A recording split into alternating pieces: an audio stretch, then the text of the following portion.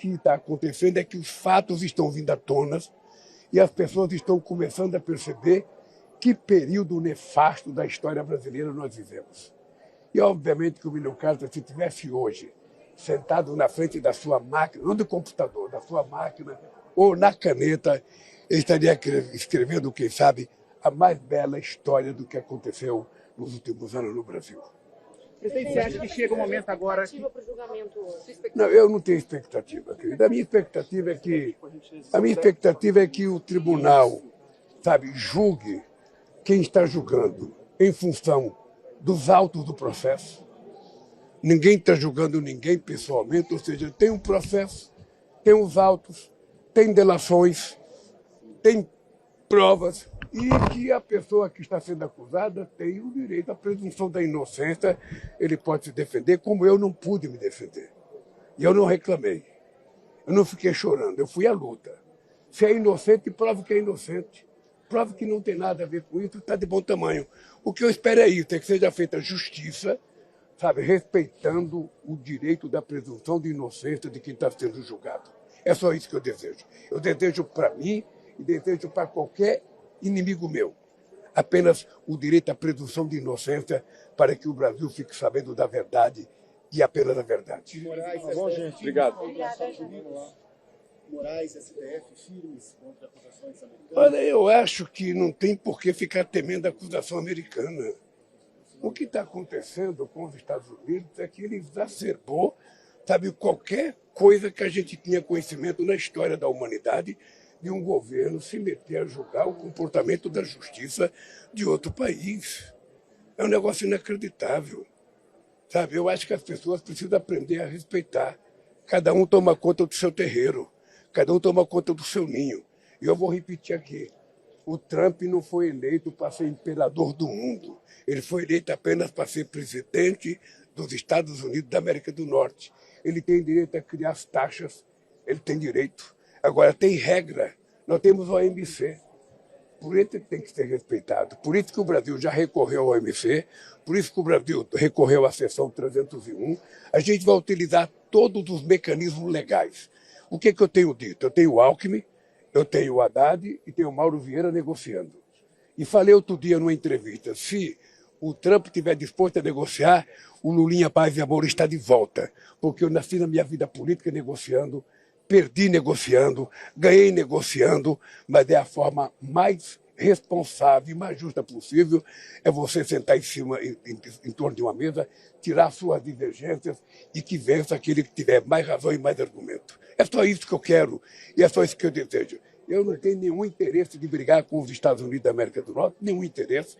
Eu tenho interesse de fazer com que essa amizade de 201 anos possa conviver democraticamente mais 201 anos.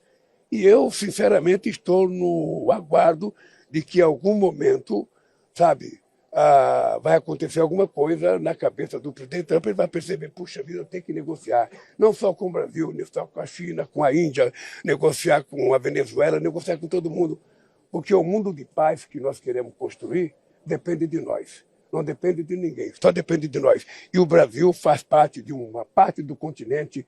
De 8 de janeiro de 2023. Sempre dentro do devido processo legal, do respeito à ampla defesa e contraditório, inadmitindo qualquer ingerência interna ou externa na independência do Poder Judiciário.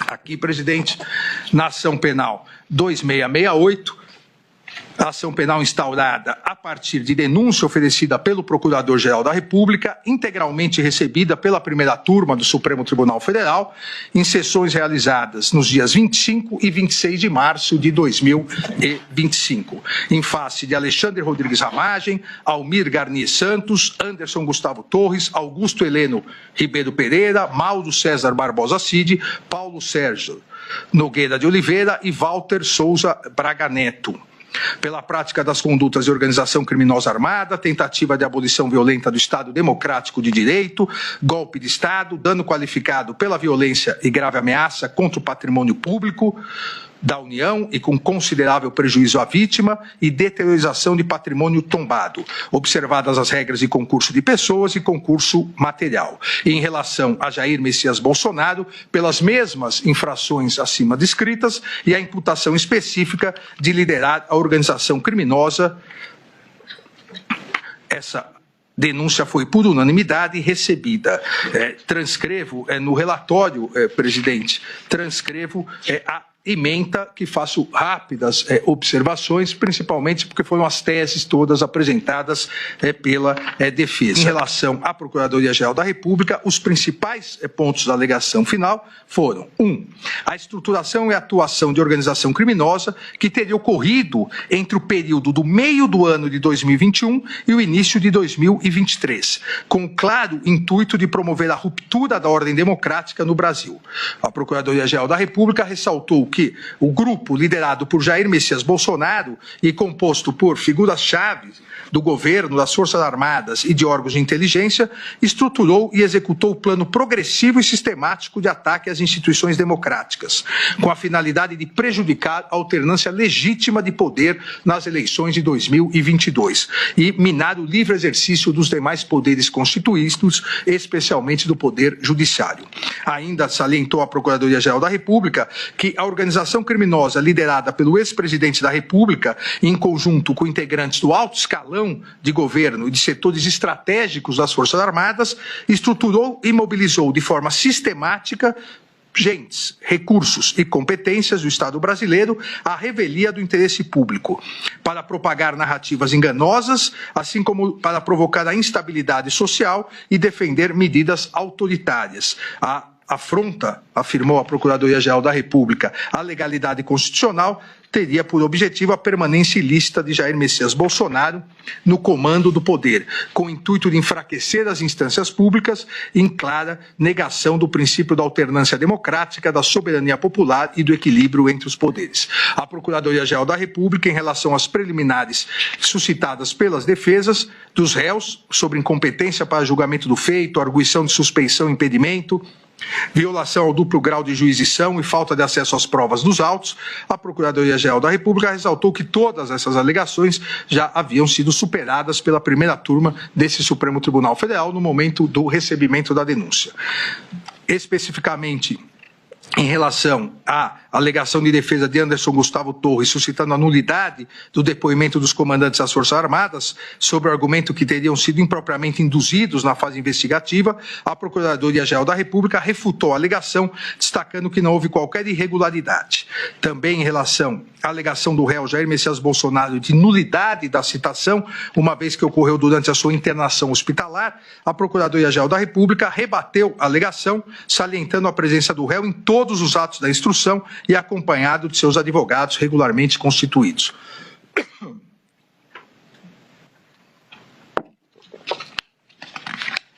Ainda a Procuradoria-Geral da República alegou que a instrução processual reforçou a existência de todos os manuscritos, arquivos digitais, planilhas, discursos prontos e trocas de mensagens sobre o plano de ruptura da ordem democrática que haviam sido apreendidos pela Polícia Federal durante as investigações, como, por exemplo, o documento Operação 142.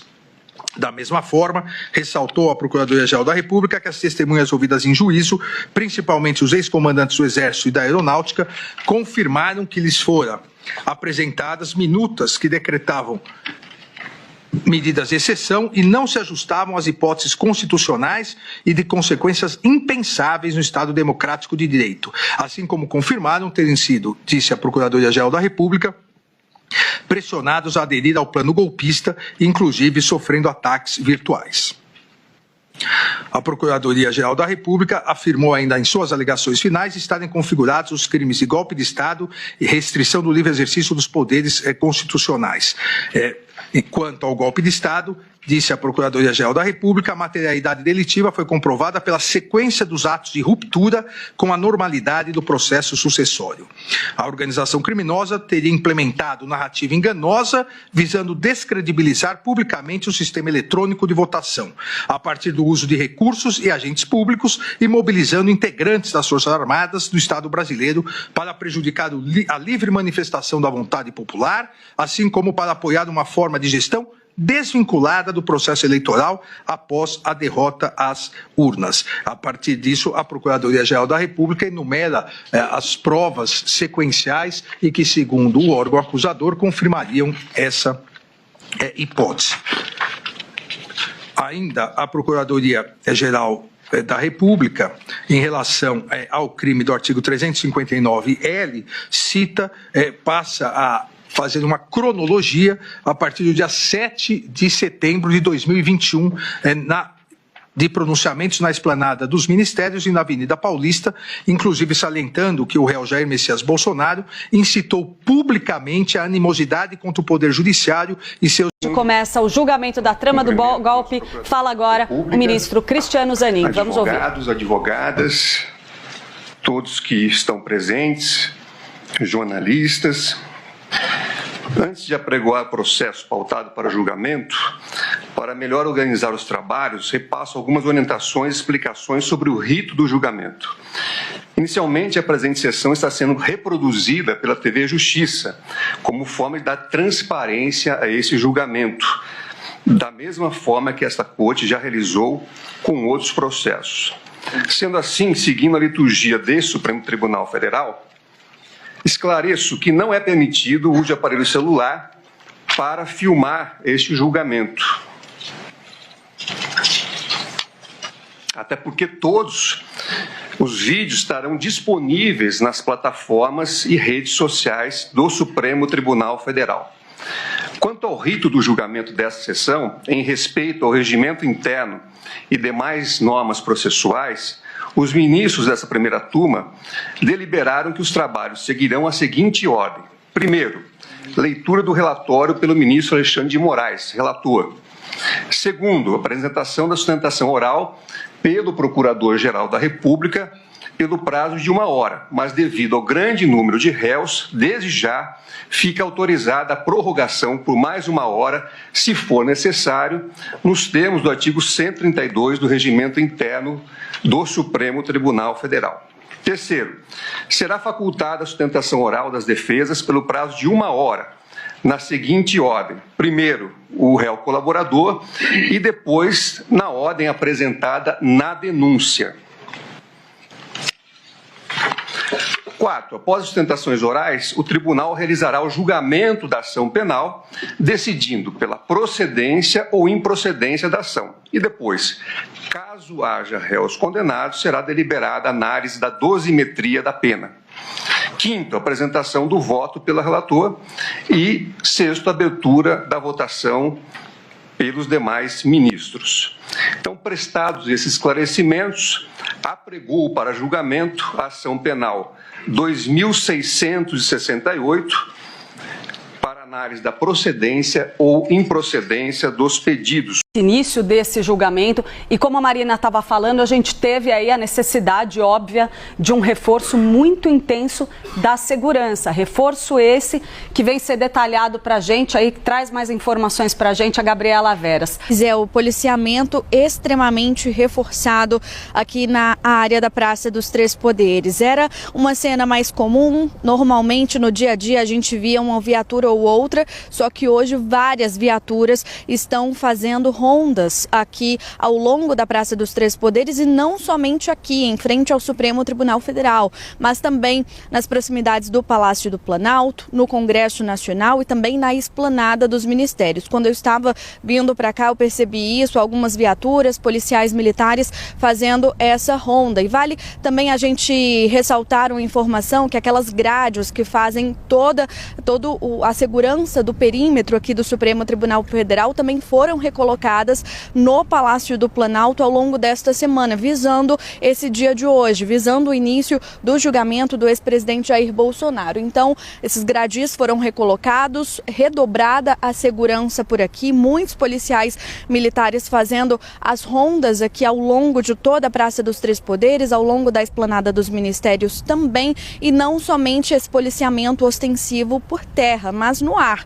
Aqui, ao longo desta manhã, vi o helicóptero da Polícia Militar fazendo essa segurança, fazendo esse monitoramento de toda a área, além também de drones que fazem também a varredura do local, como a nossa colega Marina Demore falou agora há pouco. Tem essa tecnologia sendo utilizada para o quê? Garantir a segurança aqui da Praça dos Três Poderes, da área de uma forma geral, dos prédios públicos, do Supremo Tribunal Federal, Suprema Corte Brasileira, Palácio do Planalto, Congresso Nacional, visto que eles foram alvos, daquela depredação que aconteceu no 8 de janeiro. Então, policiamento reforçado aqui na área, e a expectativa é que isso permaneça ao longo dos próximos dias, ao longo das próximas semanas, enquanto o julgamento durar. Esse julgamento histórico que envolve o ex-presidente Jair Bolsonaro e mais 7 réus acusados de uma trama de golpe de Estado.